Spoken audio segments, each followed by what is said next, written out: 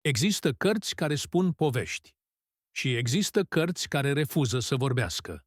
Manuscrisul voinic este una dintre cele mai mari enigme ale istoriei, nu pentru că ar fi vechi, nu pentru că ar fi frumos ilustrat, ci pentru că, de peste 600 de ani, nimeni nu a reușit să-l înțeleagă.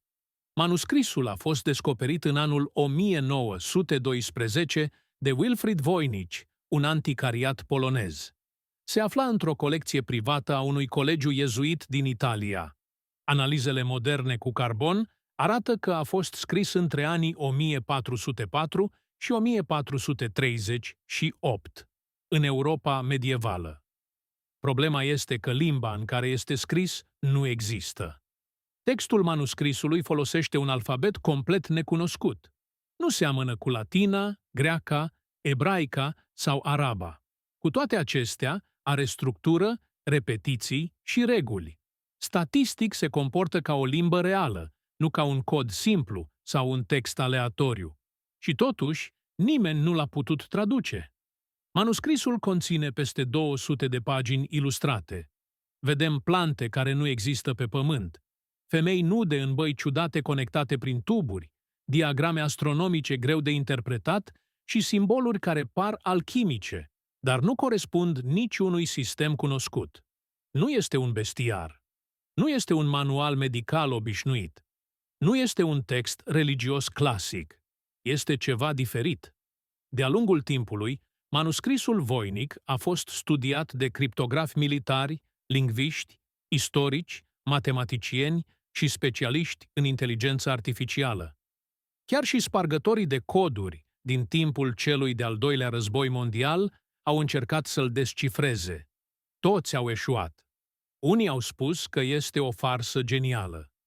Dar un fals nu ar avea consistență lingvistică. Textul voinic respectă reguli complexe, imposibil de creat, fără o înțelegere profundă a limbajului. Ar fi fost nevoie de o minte cu secole înaintea lingvisticii moderne. Există mai multe teorii. Unii cred că este un manual de alchimie criptat, destinat doar inițiaților.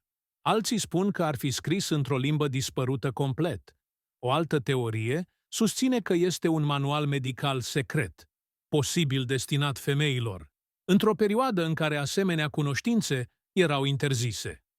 Există și ipoteza că manuscrisul conține cunoaștere non-europeană, adusă din alte culturi, dar nimic nu se potrivește perfect. Există însă o idee mai rar discutată. Poate manuscrisul nu a fost creat pentru a fi citit de oricine. Poate nu este criptat pentru a fi protejat, ci pentru a exclude.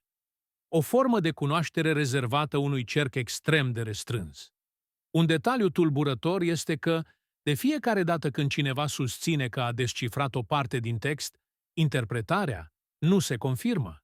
Este ca și cum manuscrisul respinge traducerea. Ca și cum limbajul lui funcționează într-un alt sistem de gândire. În ultimii ani, inteligența artificială a fost folosită pentru analiză. Rezultatul este clar. Textul nu este aleatoriu. Nu este un cod simplu. Nu este o limbă modernă mascată. Este un sistem coerent, dar închis. Știm sigur că manuscrisul este autentic. Știm că este medieval. Știm că nu este o farsă simplă. Știm că conține informație reală. Nu știm ce spune. Nu știm cine l-a scris.